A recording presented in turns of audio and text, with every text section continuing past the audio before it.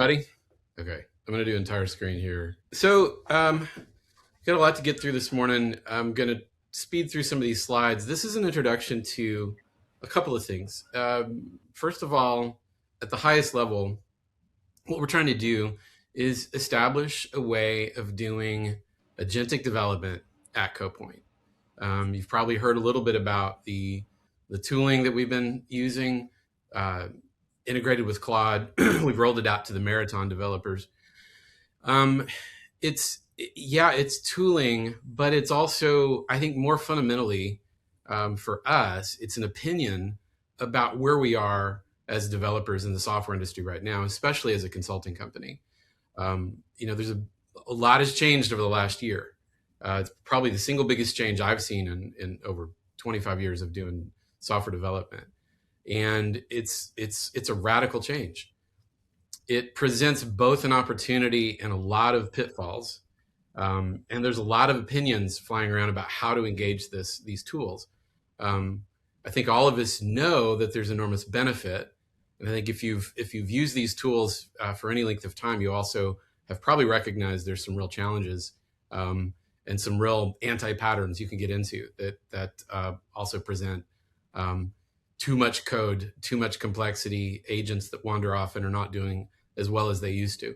So what we want to do at CoPoint, we want to leverage the velocity, but we want to keep the quality, right? And so what we're doing is planting a flag in the ground with some strong opinions about how to fully engage agentic development with all of its benefits, while through intentional methodology and tooling, avoiding the pitfalls. We have to do both at once. We have to do two things are true. Agentic development is very dangerous, and it's also an enormous opportunity to change the way we develop and really increase the quality and velocity of what we're delivering. There's two perspectives that you may have run into if you're paying attention, or even just in with your colleagues, maybe in yourself. You've gone back and forth. I know I've gone back and forth between two extremes.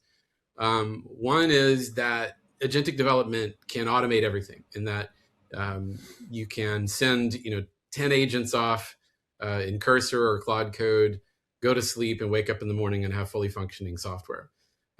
The other side of this is a very skeptical perspective, that agentic development is destroying skill sets, creating a lot of security holes in bad code, unmaintainable structures.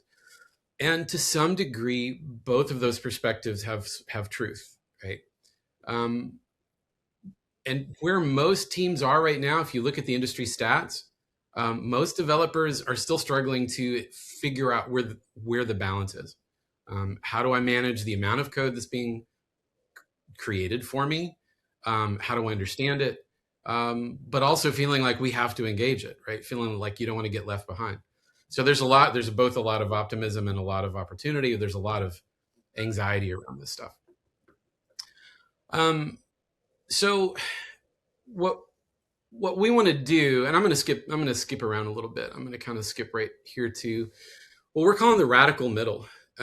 We do completely engage agentic development. We've been using the tools. I've been using these tools extensively for the last couple of years, going back to when Copilot first rolled out.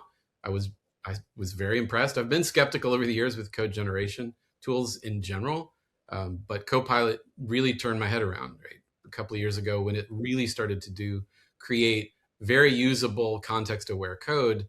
And then that just increased incrementally over the last 2 years, especially in the last 12 months. You've seen things like Cursor and Claude Code come along and really be able to generate large-scale scaffolding of significant, serious code bases. So we embrace that. We're going to use agents for everything. I think agentic development will probably take over. The vast majority of your code will be generated and not hand-coded. So we use agents for everything, but we're going to review everything they produce. And that's the CoPoint radical middle, right? We embrace agentic development completely, but we are going to put eyes on code.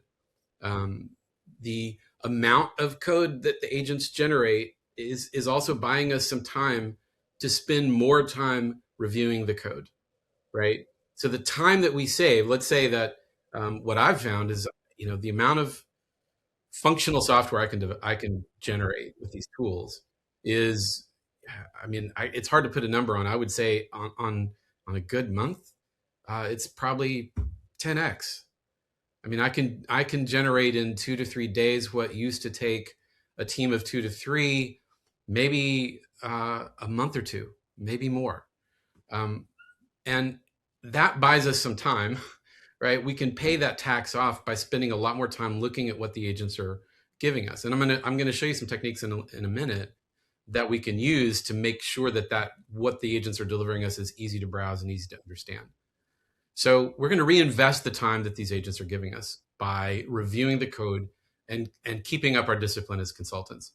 And that brings us to this. As consultants, we have to understand what we're shipping for our clients. First of all, because we're putting our name behind it and we're saying, you know, you're paying us at a premium to deliver software. You brought us in because we have some expertise that you need.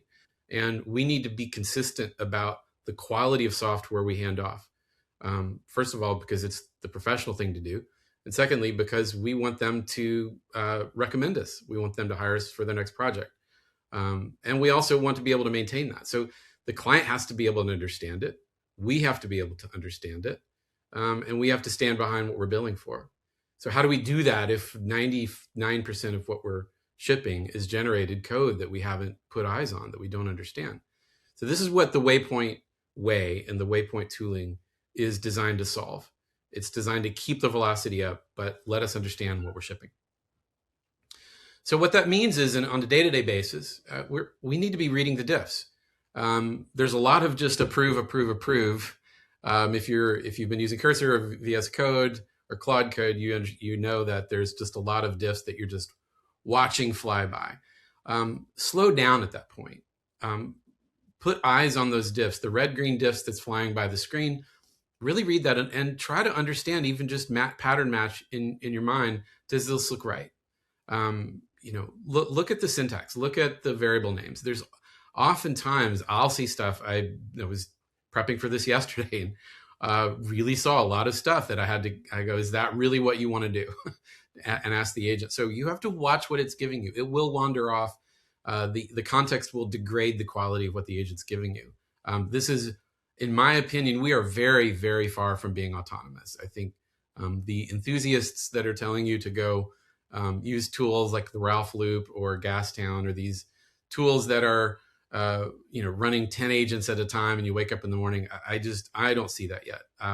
The amount of difficulties that the code is generating still needs qualified developers to stare at these diffs. Understand the architecture. We need to have readable structures in our directories, in our class organization. So good old Uncle Bob and solid, right? Single responsibility is not only still relevant, it's more relevant than it ever was. Maintain our software development lifecycle, right? Specifications before code was always true. That's one of the agile first principles. It's more true now. We're going to get to why and how. But I think by the end of this presentation, and I think all of us probably have this intuition, that fundamentals are actually more important now than they've ever been.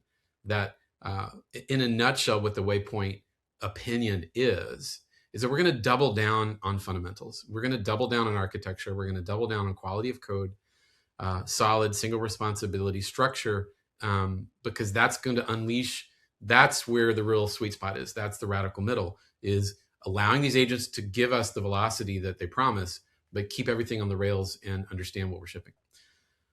So eyes on code, that's kind of going to be hopefully something of a mantra you hear me say a lot. Put your eyes on the code. Spend some time, slow down. Just because it works, just because the tests pass, doesn't mean it's done. If you haven't looked at it, if you don't understand it, if you're not oriented at least in the directory structure and the class cadences and the sequences of calls, you're not ready to ship it yet. Put your eyes on the code, understand what the agent did, scan everything. You'll be amazed at how much you can catch just scanning the shape of codes, right? Things will pop out to you that the agent did. Long switch statements, long methods, big classes. If you're into the 7, 8, 900 line classes, that's a strong signal you need to stare at that class some more. um, long methods, right? Mountain shapes that extend to the right of your editor. Look for those. Look for those shapes, right? Even if you're just scanning quickly, it's important to put your eyes on the code.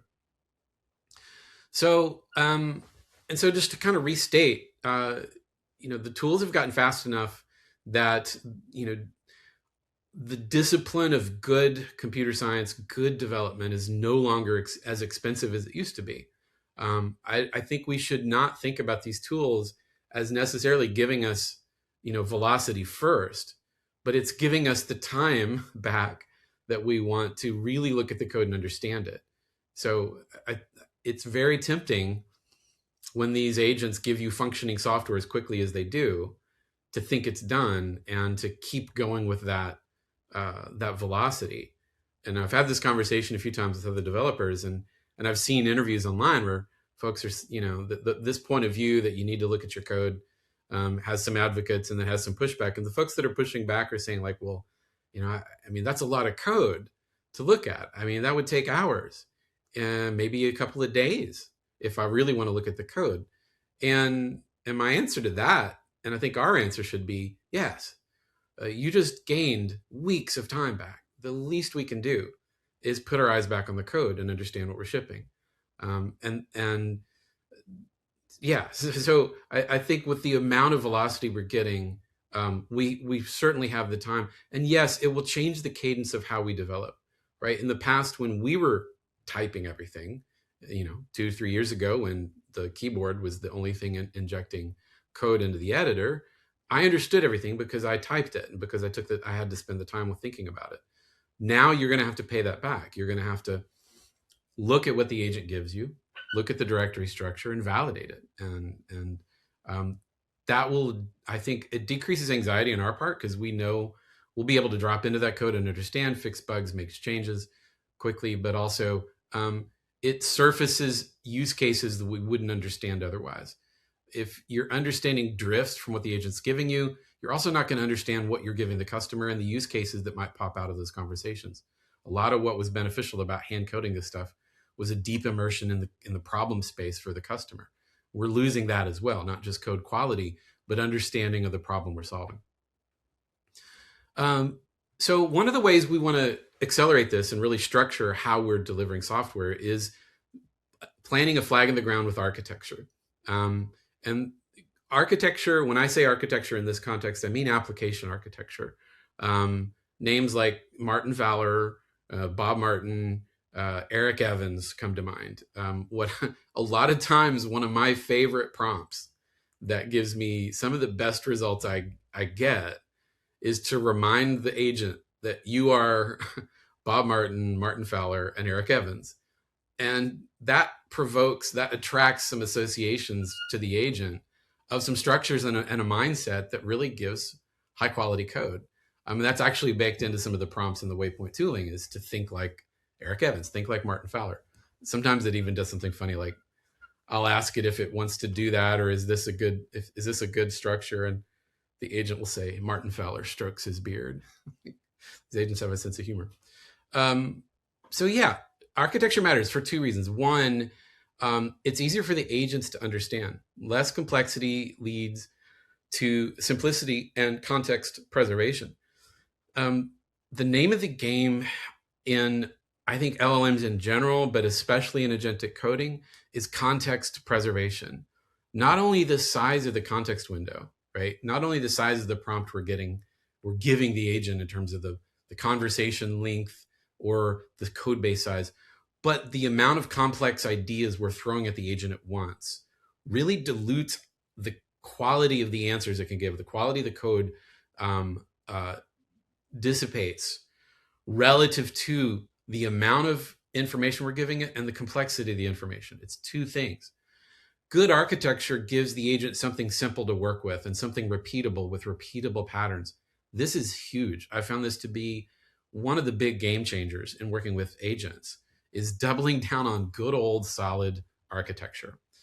And the second thing is, good architecture is easy for us to understand. It's if we know what the principles of good architecture are and we share that opinion with the agent and we look at what the agent's giving us, we're going to be able to more quickly scan directory structures, folder names, class names, method names, class structures, and we're going to have a common set of values. You can challenge the agent to do something better from a shared vantage point. You have a shared point of view. There are enormous amounts of information and examples already in the models. You don't even have to rag things in. You can simply just say, is this good Martin Fowler style? Is this single responsibility? You can invoke good solid principles, and the agent's going to be very, very good. I found once you provoke it to ask those questions, it's very good at refining that. That is a picture of Christopher Alexander, by the way, and he's a bit of a hero of mine. It had a huge influence over. He's an architect, not even a software guy, but he introduced the idea of good architecture, and it's his opinion that I think made its way into software is that software is for humans. Humans have to interact with this. So keeping humans in the loop, both in the generation and the use of software, I think is still foundational and essential to making these new tools work well. So part of what we're doing is we're doubling down on a particular architecture style called domain-driven design. Some of you may or may not be familiar with this, but this is a phrase that's going to become common, and it's literally baked into the Waypoint tooling. What it is it's both a philosophy of how to move from user requirements to code using a common language. So what Eric Evans did that had a massive influence on the industry, even though I have yet to be on a single project that goes domain-driven design from greenfield to delivery. I have every project I've been on in the last 15 years or so has been massively influenced by some aspect of what Eric Evans wrote. And his approach to architecture provides everything we've been saying: directory structure opinions, class structure opinions, separation of concern opinions. It fits very, very nicely. It is a large scale application of what you might say is single responsibility. The single responsibility principle is classes and methods should do one thing well, and they should not depend on details in other classes to the extent they can. Domain-driven design is the sort of the Cadillac of architectures. It's the most fine-grained. It's the most well-established. There's different variations on this, and there's some are simpler than others. But the reason we like DDD is that it's been around a long time, right? That means there's an enormous amount of secondary literature, blog posts, videos for the model to be trained on. When you just simply drop DDD, you can even just go, is this good DDD? The agent immediately knows what you're talking about because the model has already been trained on nearly a quarter century of thinking and talking, and code bases, code examples are everywhere. So if you're writing a Next.js app, right, which is highly prone to bleeding back-end logic into the front end, which is one of the big no-nos of good architecture, name dropping Eric Evans and saying, hey, we're doing DDD is one of the best ways to keep the agent from keeping the server components clean from the front end components. Okay, so where this idea of moving from client request to use case into the domain is baked into the domain-driven design, and this works really, really well in a consulting environment where we're gathering requirements from the client, and we need to collapse the distance between what the client says their problem is and how the code expresses that problem. This is the entire point of domain-driven design. So it works very well in a consulting environment. So it's just baked into the structure, right? What is the real world use case? You end up with classes that are very verb oriented towards what the client said they wanted to do. This is worth a whole presentation on its own to dive into domain-driven design. But I'll give you a quick overview here.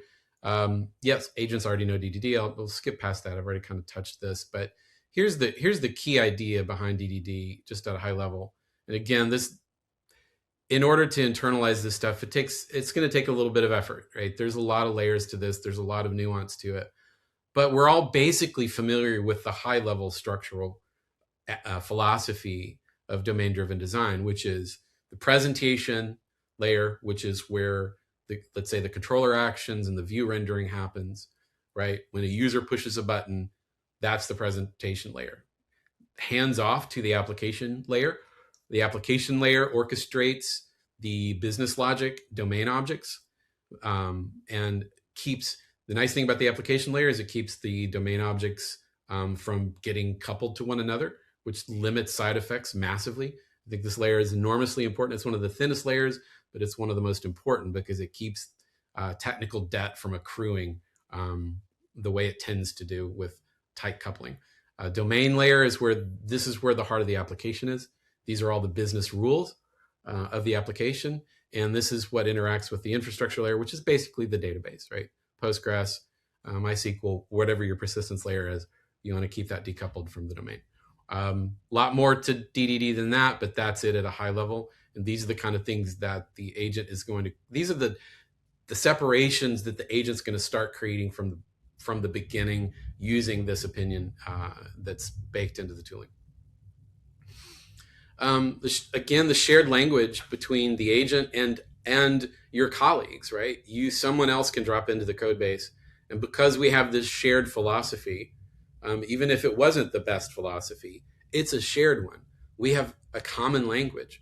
So when I look at a code base that I wasn't involved with, a project I wasn't involved with, that I haven't spent the last 2 months looking at, but I need to drop into it. It's probably, if we're using these tools consistently, we're using the shared language, I'm probably going to get oriented pretty quickly.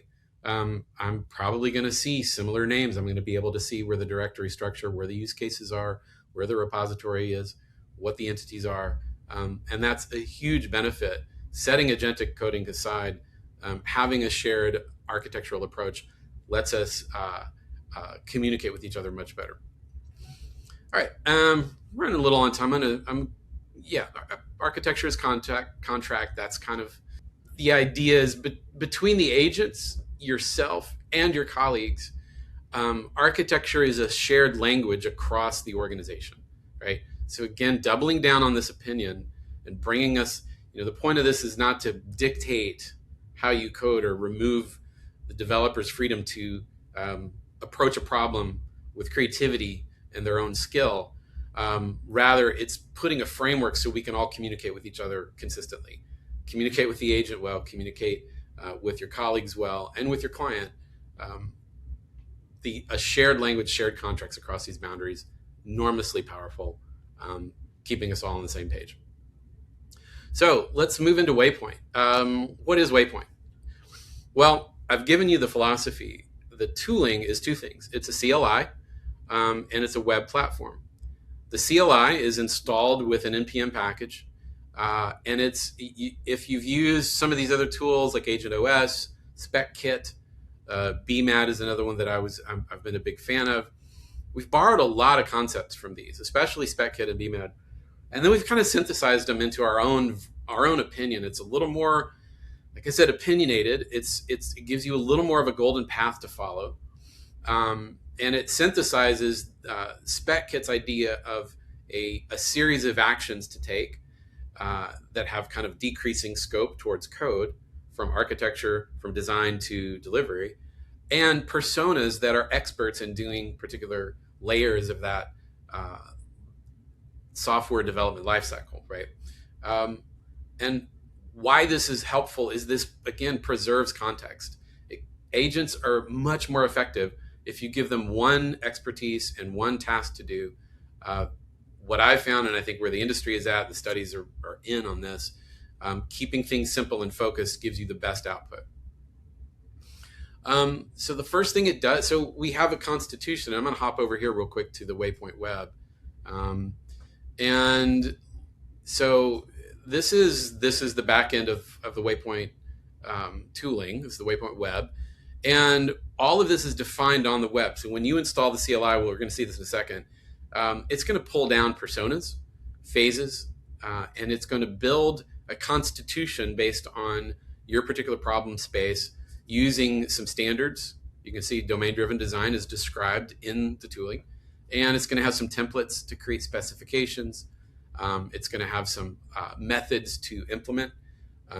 And then at the file system level, when you install and initialize a Waypoint project, it's going to ask you some questions, and then it's going to generate some files that and we're using Claude Code. Now, this can be used in other contexts, but right now, the CodePoint opinion is that Claude is the premium coding agent. There's some other good models out there. There's some other good IDEs and tools out there. Windsurf is fine. Cursor is fine. But right now, comparing notes and seeing what the industry is doing, and in my own personal experience, comparing notes with a lot of other developers, the Claude Code loop is the most careful. It's the most disciplined. It's the most effective. It's not just about the LLM. It's about the software that manages the LLM as well. And so both the Claude API and LLM and the Claude Code loop really fits with our approach here. So what you'll see when you run Waypoint init is that it's going to put some commands into your Claude Code environment, and we'll see how that manifests in just a second. And it's going to create a constitution, and eventually here you're going to see the agents and a specifications folder that it responds to some of the phases that that we invoke, like specify, an architect, and so forth. So we're going to see that in just a second. Okay, so yeah, here's the agents. You got an analyst, is an expert in requirements gathering. You're going to see a lot of typical Agile language from these agents. We've baked very traditional Agile principles into these agents' personalities. So you've got an analyst, you've got a project manager, an architect, Scrum Master, developer, QA. All of these personalities can be invoked at any given point by one of the actions. We're going to see this in a second. And the workflow itself is driven by particular actions: discover, specify, architect, plan, implement, and review. And that is at a high level, that's the flow. If we had to drill this entire presentation down to one thing, it would be this: that you start by discovering the requirements, then you specify, which creates the use cases in sort of classic use case language. Then you architect, you look at those use cases, and you've got a persona that's going to help you come up with a good Martin Fowler approved architecture. Then you're going to plan the execution. You're going to break that architecture down into individual tasks. And again, all of these are written down in files. One of the main benefits of this approach of the BMAD and the spec kit, and there's a number of other libraries that do very similar things, is they're leaving a breadcrumb trail of files that the agent can revisit. This preserves, you don't have, every time you start a new conversation, you don't have to start from scratch. Please no, don't do that. Leave a trail of files that you can point the agent at. And the way we're leaving these files, Claude knows to go get these files. It knows to refresh its memory. Then you move to implementation, and it's just going to pick off the plan, which is broken down into tasks. And the implementation is where the coding gets done. And then you have a QA agent and a review phase that can go back and evaluate what the agent actually did during the implementation phase against what we said we wanted to do. I've found this cadence to be enormously effective. It really keeps the agent on a very happy path, and it keeps me on a very happy path. So, all right. Yeah, so here's the actions broken down, and let's just drop into a demo real quick. I've got a demo repository queued up here, and all it has right now is something that looks like a Fireflies transcript of a client interview and some client data that is just some looks like a simple product catalog from a coffee roaster. And so what this looks like, let's say that we were interviewing, you have a small consulting shop, and or maybe you're just an independent developer and your friend has a coffee shop and needs help with some custom software that they want to be able to keep track of their inventory better. So you have a long conversation it's an open-ended conversation about the problems they have. So this transcript kind of follows a typical cadence that, a client interview would have. It exposes the tension they're having with their own software and this big Excel spreadsheet that they don't like managing anymore. They need something simple, and nothing on the market is satisfying what they're looking for.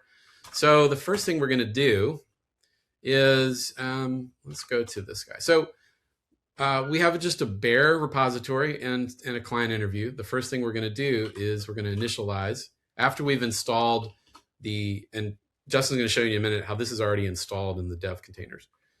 So we're just going to do waypoint init. And Waypoint's going to find, it's going to try to infer a lot of the defaults. It's going to find that it's already called Waypoint Demo. We're going to say it's a greenfield application. We're going to give it a team size. We're going to pick a language because that will preload the agents with some examples of the type of code we want to generate. So we're going to tell it what kind of language to work with. We're going to write an XJS app. And for now, we're just going to say no RM. No authentication right now. We may come back to that when these are decisions we can defer for later. And the top choice, as we said, is domain-driven design. There's a couple of other more simplified for very simple applications. You might choose one of the simpler versions of architecture. There are compressed versions of the highest level one, which is domain-driven design. We're going to do DDD for now. And we're going to pick some testing frameworks and linting frameworks. No end-to-end right now, but if we did pick that, you have your choice between Cypress and Playwright. Right now, we prefer Playwright. So what we would do here is we would say Waypoint Discover, and it would go in and find it. Discover is just going to scan the entire directory, and it's going to find the documents that are there. It's really open. Like if you have a screenshot of software, if you have client transcript, if you have existing use cases, it's really good in the discover phase at kind of triangulating what the problem space is and coming up with use cases. And then it's going to suggest the next step. So again, going back to once we do the discover phase, it's going to create an initial manifest of here's the problem, here's what the client said they wanted to solve, and here's the next step. So the next step would be specify. So we would go in here and say waypoint specify, and it's going to go through and create the use cases based on the discovery. And that is going to write some things down. And if you want to see what that looks like at the code level, let's look at this real quick. Yeah.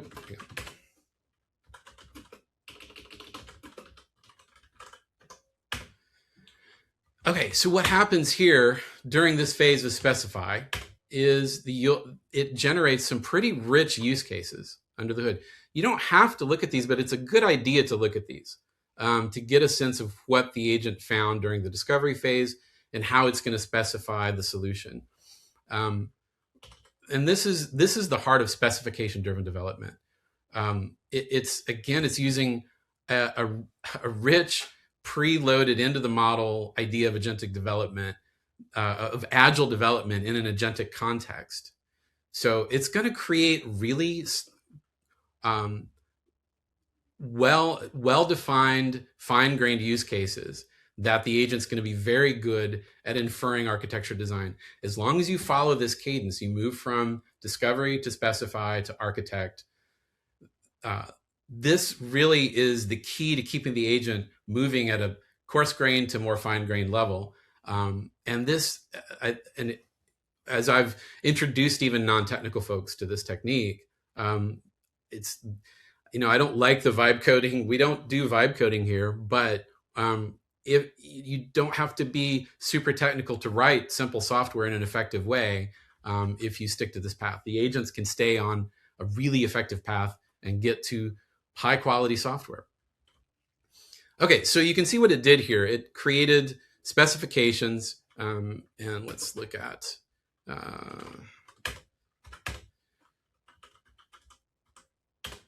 so architect is first. And architect is going to go through those fine-grained use cases, and it's going to infer things like a data model. It's going to use the domain-driven design approach. And this is the key, right? This is where the glue of domain-driven design comes into play, because we've defined the use cases, and use cases in domain-driven design is a first-class concept that actually expresses itself in class names and boundary, the boundaries and structures of domain-driven design start with the idea of a use case. And those specifications are use cases. So the architect's going to be really good at finding the data model, the domain logic, and all the different boundaries in domain-driven design are going to be very friendly to specification-driven development. This is the biggest reason we're doubling down on the DDD approach here and baking this into our tooling is that the cadence of moving from when the client tells us a problem they're having to the structure of the code base, it's very, very good at this. It's going to move seamlessly down. You're not going to have to think super hard about where to put a class, how to organize your directories, how these classes talk to each other. You're simply going to be guiding the agent down from use case to implementation. Okay, and then once you're done with the architecture, once you're done with the architecture, you'll move into the plan phase, right? And what the plan phase does is it takes that architecture and breaks it down into individual tasks, right? And if we go back here to,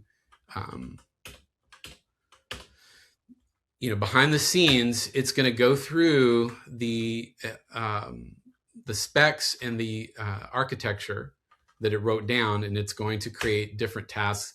And this is really where the agent can stay on track, right? It doesn't have to know the entire history of our architecture specification conversation. All it needs to know is it's doing this one task, right? And this keeps the agent, this preserves the context it has to have at the moment. The only thing you need at the time where you move an implementation for the agent to be effective is to know what the task at hand is. It doesn't have to keep the architecture in view because it's already implied by where the task came from. And so when those tasks are laid out, you move into implement. And implement says, okay, go pick task number one. And it's basically going to use those files as a to-do list.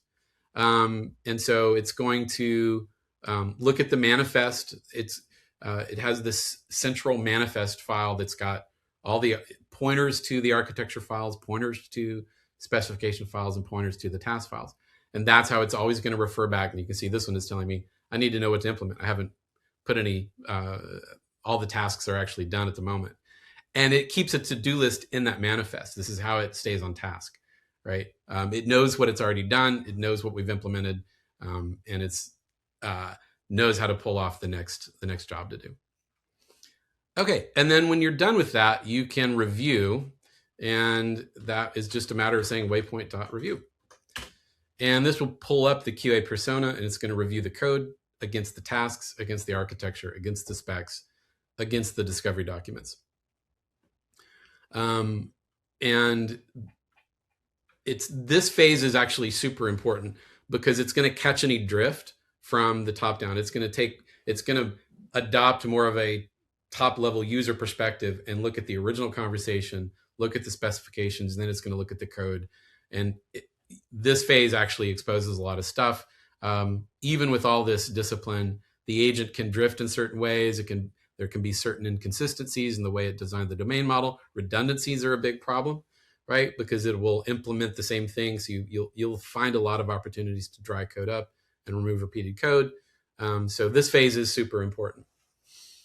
Okay, I am going to pause right here. Any questions at this point? I know we've ripped through a lot. We've got about 15 more minutes, and I want to leave some time for questions too. But I'm going to pause right here and see if there's any clarifications needed.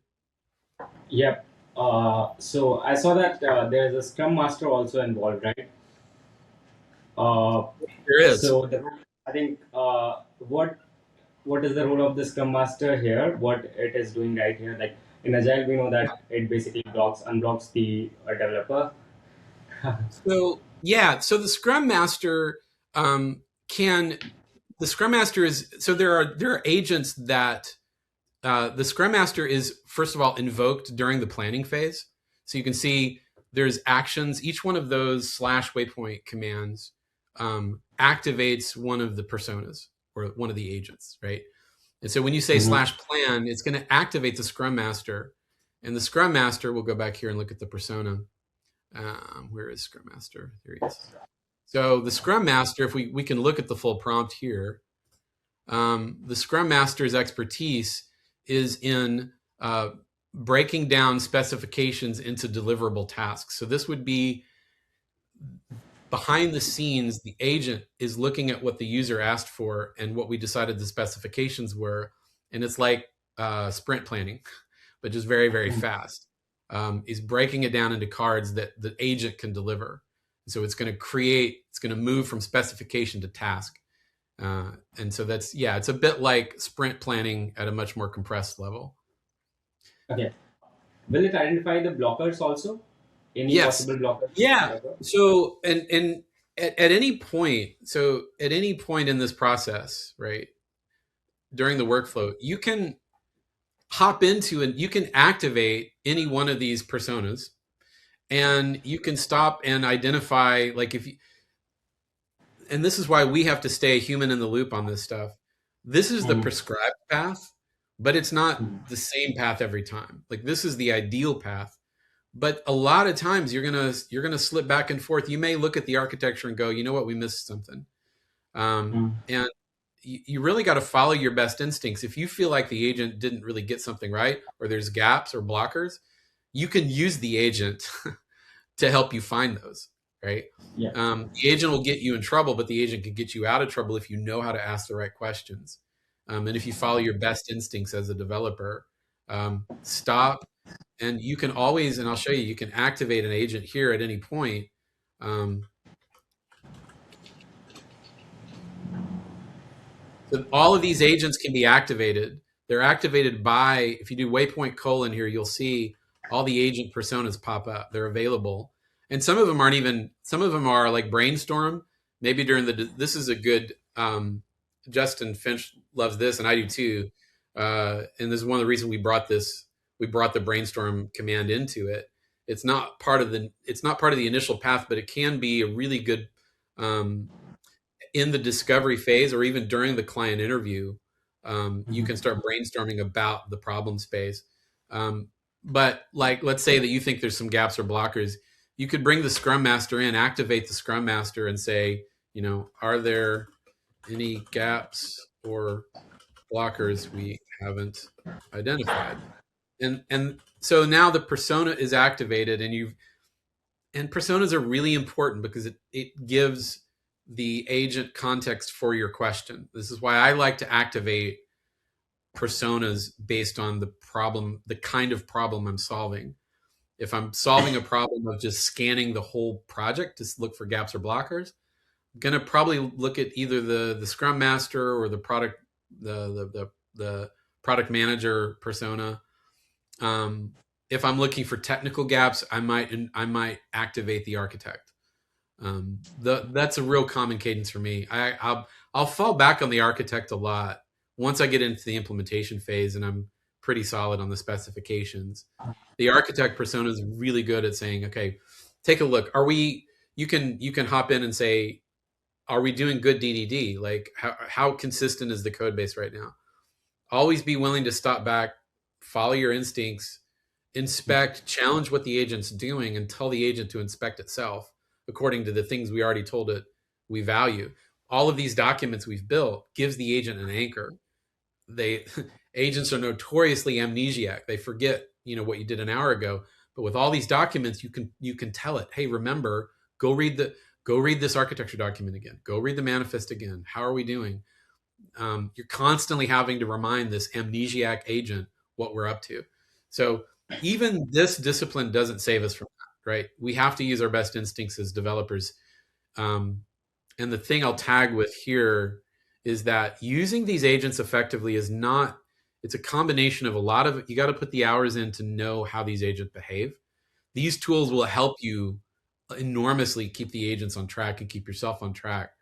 But at the end of the day, you got to put the hours in. You'll get a feel for what kind of prompts the agent responds to, the amount of detail you need to feed it, which persona activated at which point is the most effective at that at that inflection point. Yeah. Can you cover this whole idea of explaining how the LLMs are structured and Sure. how they actually lose context. Because Yeah. I think even in just using Claude or ChatGPT in general, you can see that more complex prompts, they kind of lose their way. Yeah. Explain mechanically how that happens.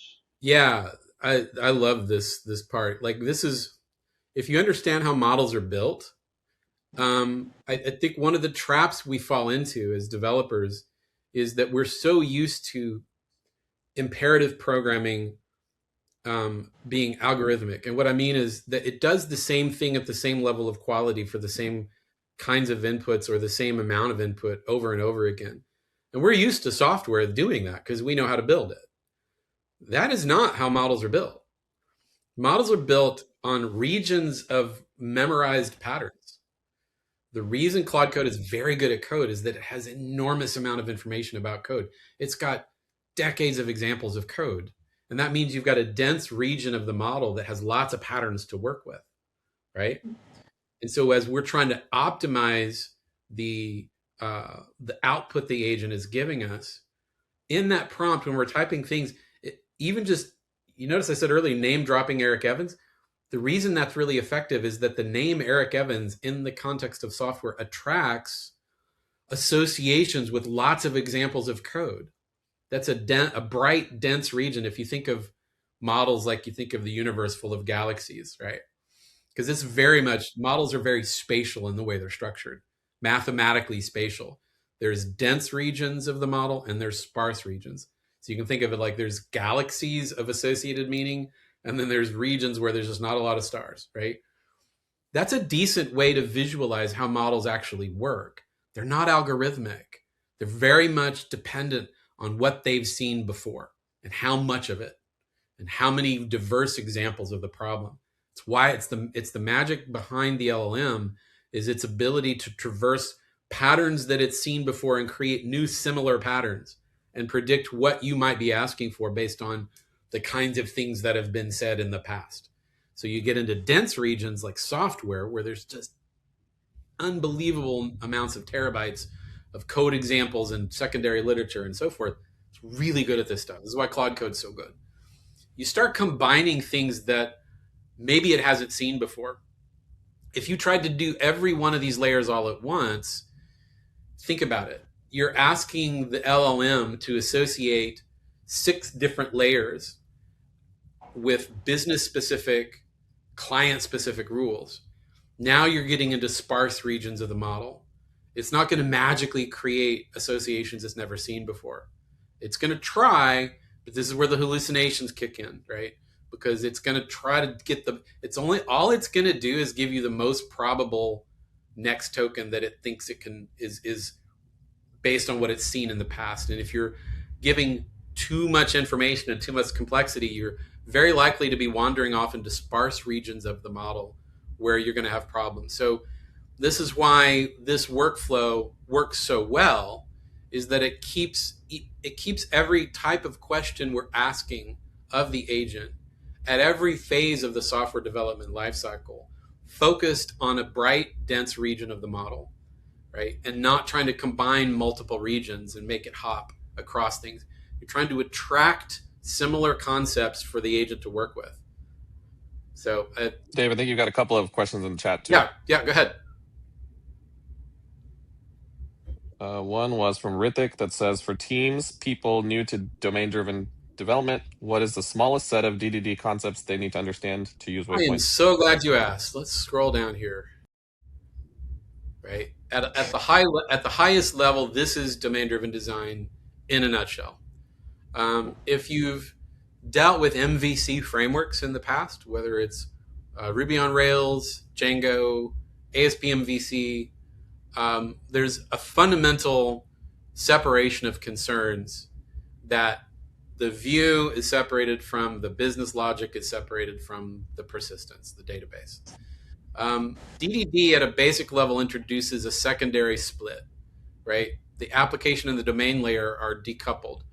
And why that is effective is that the application layer orchestrates, it allows what we would call the models, the entities in the domain layer, to talk to each other without being dependent on each other. this is the biggest area of technical debt, and this is where the human mind starts to break down in its ability to relate side effects, and also the agent will. Again, we're trying to keep things simple, even for the, as brilliant as these things are, simplicity is best. Simple concepts, straightforward examples. And so having an application layer that says, go get this model, get some data from it, go get this model, get some data from it, do a computation, tell this model to persist the result for it, tell this other model to persist its result. They never talked to each other. They only got orchestrated by this middle layer, this orchestration layer. That avoids huge amounts of technical debt over time. It avoids huge amount of side effects. That's honestly the single biggest benefit of domain-driven design from a technical complexity standpoint, is it avoids one of the main attractors of unnecessary complexity, which is the engine of technical debt, is models dependent on other models, and data, changing data in one spot having unforeseen side effects in others. So that's the layer I would think of it as. Presentation is views and controllers. Application and domain layer is what we would call models. The application layer would be kind of the functions you attempted to put on a model. The domain layer is just the the attributes of that model, and the infrastructure layer is just an abstraction to say, is this MySQL, SQL Server, or Postgres? That's the. And then we got one more Yep, go ahead. from Gorov. And then Avish has got one. There's a few of them. So Yep. Gorov's question is, what about maintainability, domain boundaries? And then Avish wants to know about the difference between this and BMAD. So maintainability is the name of the game. This is the whole point of domain-driven design, is to keep things maintainable and simple. Always ask the agent to review what you gave it and what it's giving you. Difference between this and BMAD is that it's a synthesis between, first of all, spec kit. It's very spec kit influenced in that it has a cadence of particular actions to create specifications and tasks. It's very BMAD influenced in that it has personas you can activate, and it combines those two things. Neither spec kit nor BMAD does that. BMAD has a flow of a kind, but it's not really. It doesn't really prescribe the flow.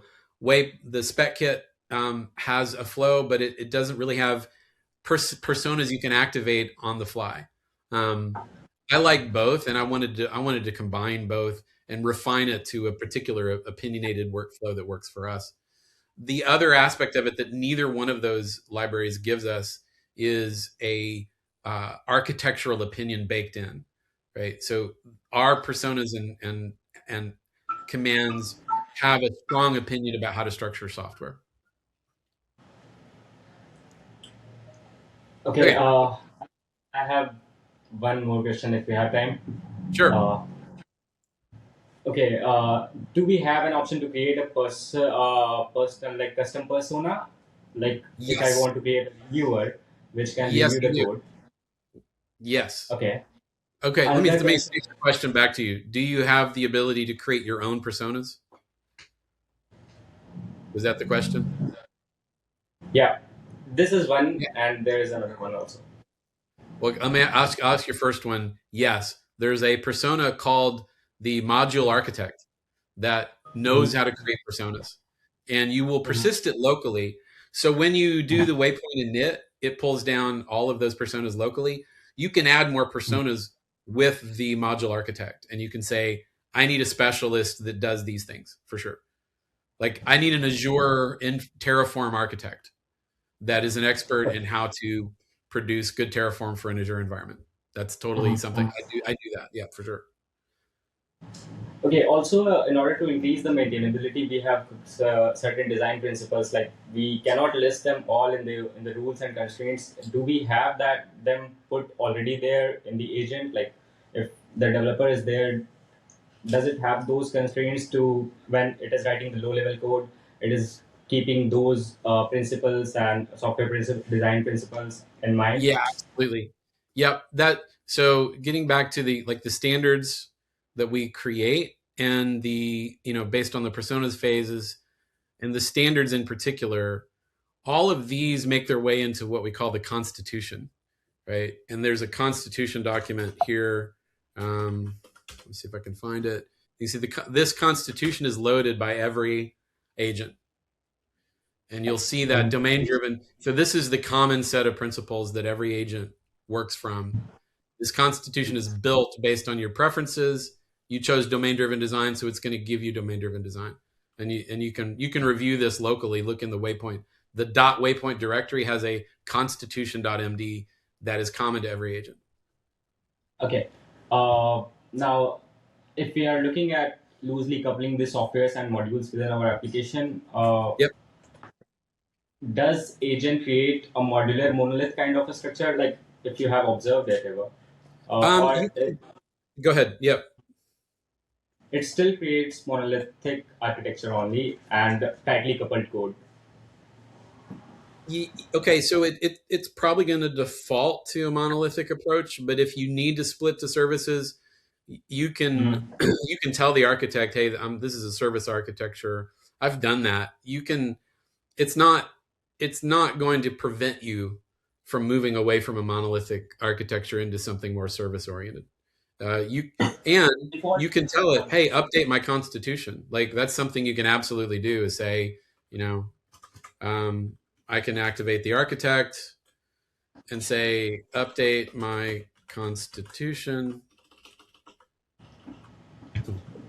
to, be service oriented, so forth and so on. And it'll do that. And then from that point on, all of your agents will know, hey, I'm using this kind of architecture. You can modify all of these documents on the fly, inspect them, and it helps to iterate and ask the agent, hey, does this look right? Do we have any conflicts in our documentation and the specs or the constitution? That helps a lot, getting a feel for how to iterate if you're changing directions as well. Something we didn't have time to get into today is that there is a memory module in the Waypoint web. It's a graph database that holds architectural decisions, and it's in beta right now, but it is working. It does work right now. And there's a hook in the Claude code right now that will go and ask the shared memory online in the graph database whether or not there's an architectural change. And that is shared across developers. So if you've got 3 developers working on the same project and they all move from monolith to service oriented, there's a shared memory module online that's activated right now that will update the constitution and update your agents as to saying, hey, we've moved away from that. This is the latest. And the last thing I want to like put a button on this is like, a lot of where we're going here is inspired by a number of companies, but one in particular that I think we can model ourselves after and look at is Pivotal Labs.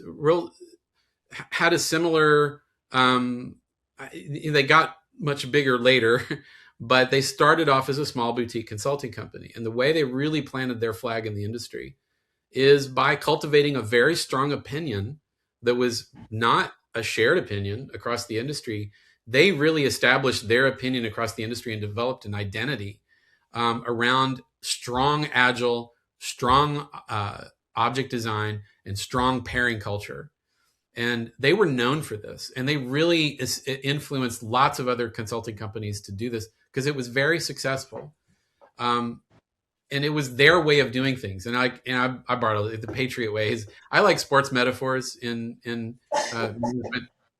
The Patriots had one way of doing things. It was their way, right? And that's kind of what we're trying to do here. Now, with that said, I do want to make sure we understand we do have a strong opinion. We're starting with a strong opinion, but we want to iterate on that. We want to change that opinion, right? There's going to be a lot of things we get wrong out of the gate. And so we're starting with a foundation, but we're going to build this together. We need your help to shape the way we work. This is something we're going to have to iterate on. Feel free to ask, hey, what if we just do this? Every question is on the table. This is not a finished method. This is a starting place with some strong opinions that gives us a flag in the ground to drive towards, but it will change, and we need to change it. We need to iterate on this. So you can contribute to the code. These are internal code bases. The more you get comfortable with it, the more you kick the tires and like figure out where the edges of this are. If you find bugs, improvements to make, absolutely. The whole point of this is that the company would start building this together. So we want you to challenge what we're doing. Tell us what part is working, what part's not. Not every idea will get incorporated, but like through conversations with each other, we're gonna find like I'm very confident we're going to arrive at a place where we're going to be very effective with these tools, and we're going to be able to be known for that effectiveness. That's the ultimate goal, is to create value for our customers and create repeat business, basically.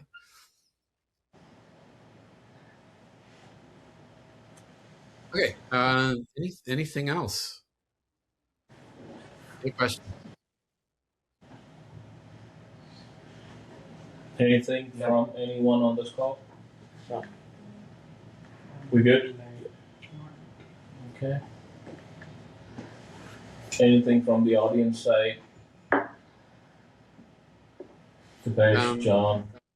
Justin Finch, anything to?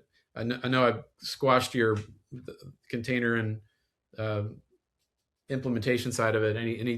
Anything to point out or tag that I missed?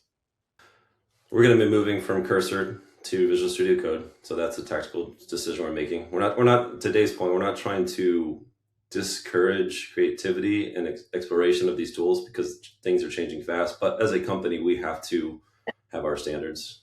One, just from a licensing perspective, right? So we're going to go to Visual Studio Code. We're going to use Claude Code. We're going to get off of ChatGPT. We're going to start using Claude AI. So you'll see some stuff coming out around that. Like Dave said, the easiest way to get started with this stuff is the dev containers. And I wish I could share. My screen's not working, but those are also our internal code. So if you guys need things or things need to change, we can have the ability to modify that, and I can show you that as well. Again, reach out. But it should be as easy as I install Docker Desktop. I go into Visual Studio Code. I fire up one of these dev containers, the CodePoint dev containers. It's going to have Cloud Code installed. It's going to have Waypoint installed, and then you go. I mean, it literally is 30 seconds and you're up and running. So, and again, try this stuff out. Like we've at Marathon, we told people to go create a little project, go create a to-do list, go try to create a microservices architecture. Go play around with it, because that's how we're going to learn and make it better. So, yeah, it's very fun and easy to spin up new ideas now. So we encourage that. So, yeah, that's all I got.